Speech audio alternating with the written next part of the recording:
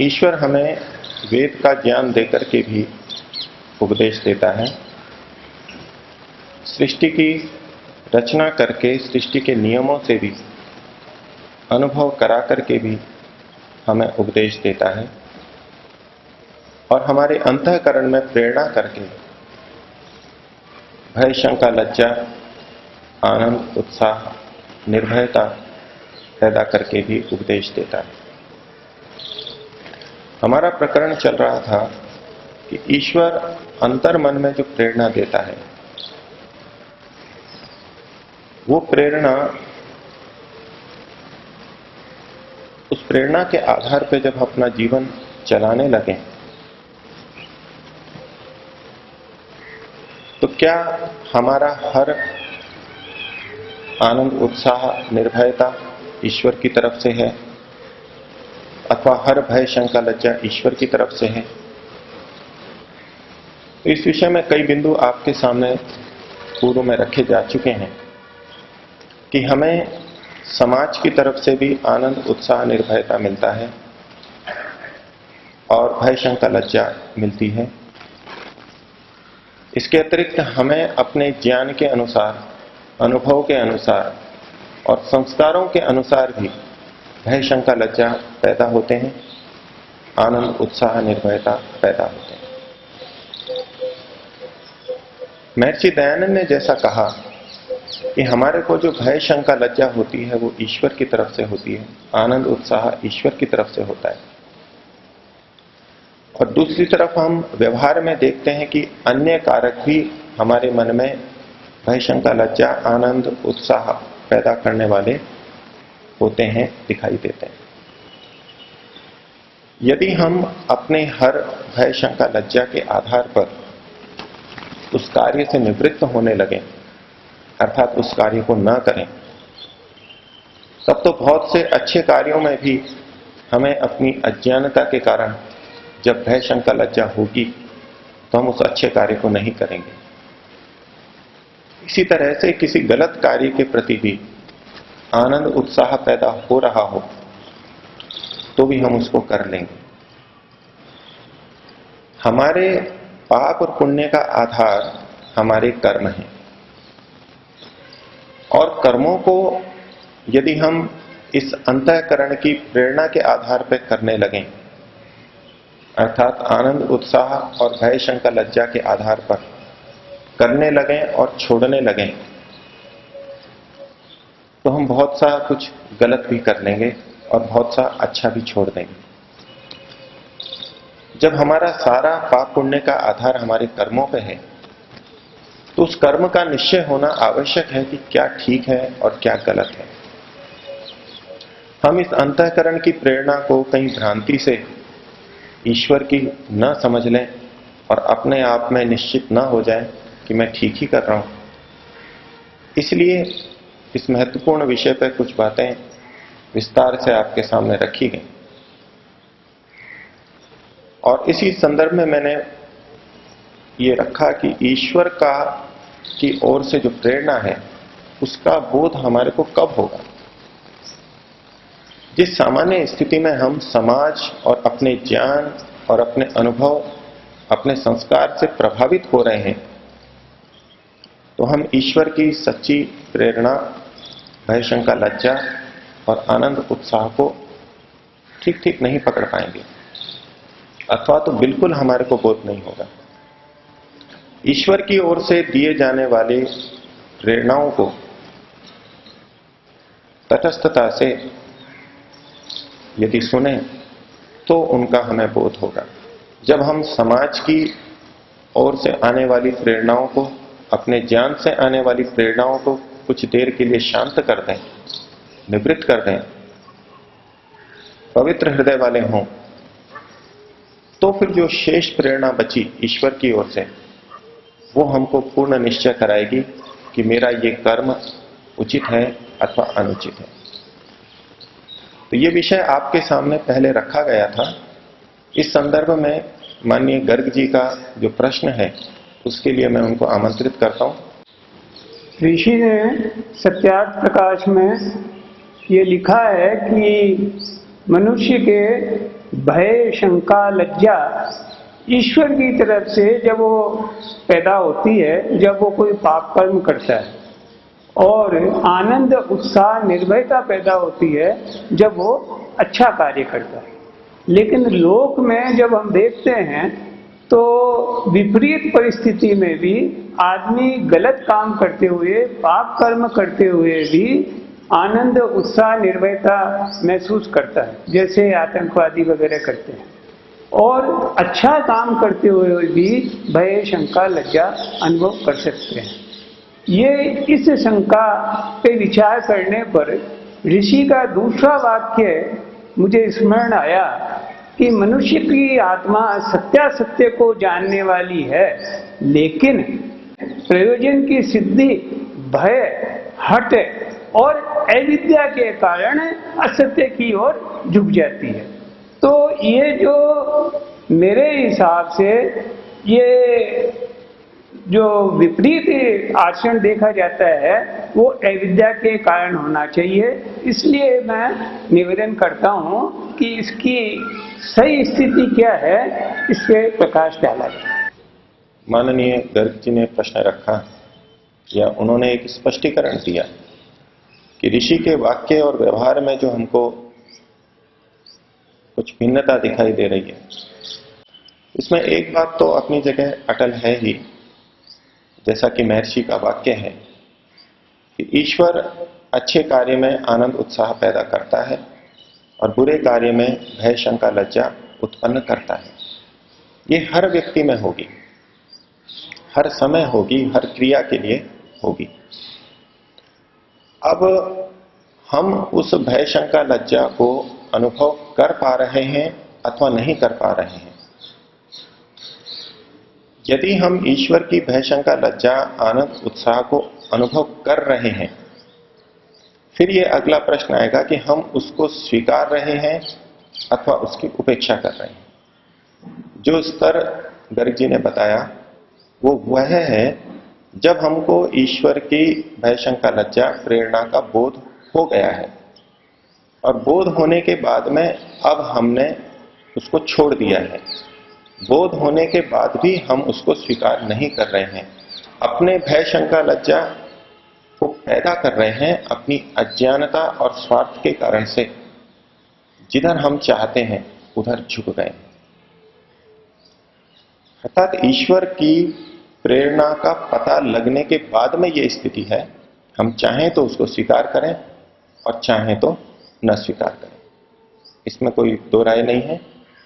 जो बिंदु प्रसंग में मैंने उठा रखा था वो ये कि क्या हमारे को ईश्वर की ओर से होने वाली अंतः प्रेरणा का बोध होता है। बोध हो गया, निश्चितता से बोध हो गया कि ये ईश्वर की तरफ से ही है, तब भी हम स्वतंत्र हैं उसको स्वीकारें अथवा उसके विपरीत आचरण कर लें, क्योंकि हमें कर्म करने की स्वतंत्रता ईश्वर की ओर से मिली हुई है। लेकिन जिस समय हमारे को पता ही नहीं लग पा रहा है कि प्रेरणा किसकी तरफ से हो रही है, ये हमारे अज्ञानता के कारण से प्रेरणा हो रही है, समाज के प्रभाव से हो रही है, तो वहां हमको कैसे पता लगे। एक व्यक्ति को अंदर से प्रेरणा हो रही है कि देवी को प्रसन्न करने के लिए मुझे बकरे की बलि देनी चाहिए, अंदर से प्रेरणा हो रही है। आप उनसे बात कीजिए, वो यही कहेंगे कि मेरे को स्वप्न आया, देवी ने दर्शन दिए मेरे को, अचानक मेरे अंदर प्रेरणा की कि किसी छोटे बच्चे की बलि दी जाए, मनुष्य के बच्चे की। और इसी तरह के न जाने कितने अंधविश्वास हैं, और वो व्यक्ति उसे ईश्वर की प्रेरणा मान करके समाज का कितना भी विरोध हो, प्राणपण से उसको करने का प्रयास करता है, और अंदर से देवी को खुश करने का भाव है। तो क्या उसको ईश्वर की तरफ से प्रेरणा हुई? तो ये तो कह ही सकते हैं कि भय, शंका, लज्जा पैदा हुए हैं, और उसने भय, शंका, लज्जा अनुभव किए हों ईश्वर वाले, समाज के अलग हैं, क्योंकि उस व्यक्ति को भी समाज के नियम के अनुसार भय शंका लज्जा होगी कि समाज में नियम बना रखा है, पुलिस पकड़ सकती है, मैं जिसका बच्चा चुरा रहा हूं, जिसकी बलि देने जा रहा हूं, उसने पकड़ लिया, देख लिया तो मैं जिंदा नहीं रह पाऊंगा। ये समाज का भय शंका लज्जा है। तो ईश्वर की तरफ से होने वाली अंतः प्रेरणा को हम सामान्य स्थिति में नहीं समझ पाते। हम अधिकांशतः जिस अंतः प्रेरणा की बात करते हैं वो हमारे अपने अज्ञान से, ज्ञान से, अनुभवों के आधार पर होता है। ऐसा मेरे को विचार करने से या बार बार देखने से पता लगता है, क्योंकि ये एक इतना महत्वपूर्ण बिंदु है जिसके आधार पर हम अपने कर्मों को निर्धारित करते हैं। हमारा सारा पाप पुण्य कर्म पर आधारित है, और कौन सा कर्म करने योग्य है, कौन सा नहीं, इसका यदि निर्धारण अंतःकरण की प्रेरणा से कर रहे हैं तो उस अंतःकरण की प्रेरणा का प्रमाणीकरण ये वास्तव में ईश्वर की तरफ से है अथवा नहीं बहुत आवश्यक है। ये विषय आर्यवन में जब पढ़ रहा था तब भी आया सामने, सत्यार्थ प्रकाश को पढ़ा, अध्यापकों से, गुरुजनों से भी चर्चा हुई, स्वामी जी से भी चर्चा हुई, साथियों से भी चर्चा होती रही, और भी अनेक बार ये चर्चा विभिन्न विद्वानों से होती रही। यदि हम केवल इस वाक्य को पढ़ करके छोड़ दें और मान लें कि हमको जब जब भय शंका लज्जा आनंद उत्साह होता है वो ईश्वर की तरफ से होता है, सुन लिया, मान लिया, स्वीकार कर लिया, यहां तक ही हम रहेंगे तब तो कोई समस्या पैदा नहीं होगी।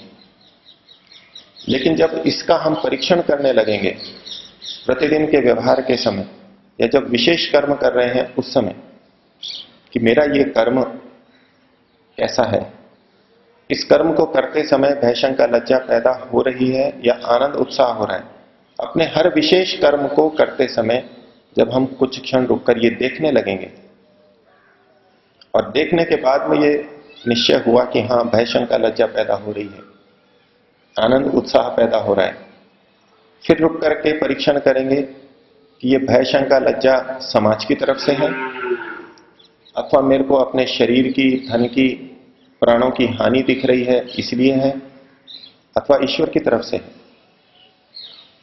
अथवा जो आनंद उत्साह पैदा हो रहा है ये समाज ने इस कर्म को अच्छा मान रखा है इसलिए मैं कर रहा हूं, अथवा मैंने इसको अच्छा मान रखा है, इस कर्म को करने से मुझे धन की प्राप्ति लग रही है, पद की प्राप्ति लग रही है, यश की प्राप्ति लग रही है, और उस प्राप्ति को मन में रख करके मेरे अंदर उत्साह पैदा हो रहा है, अथवा ये ईश्वर की तरफ से है।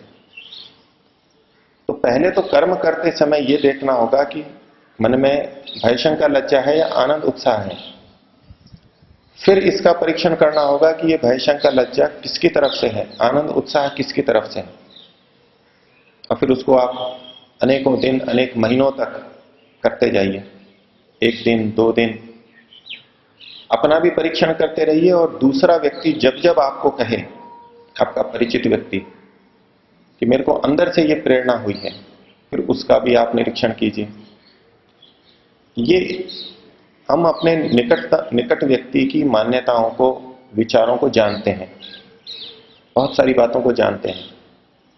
अनेक बार आपको प्रतीत होगा कि ये व्यक्ति जो मान्यता लिए हुए था बस उस मान्यता का प्रकटीकरण ही कर रहा है और उसको नाम दे रहा है कि ये ईश्वर की तरफ से है।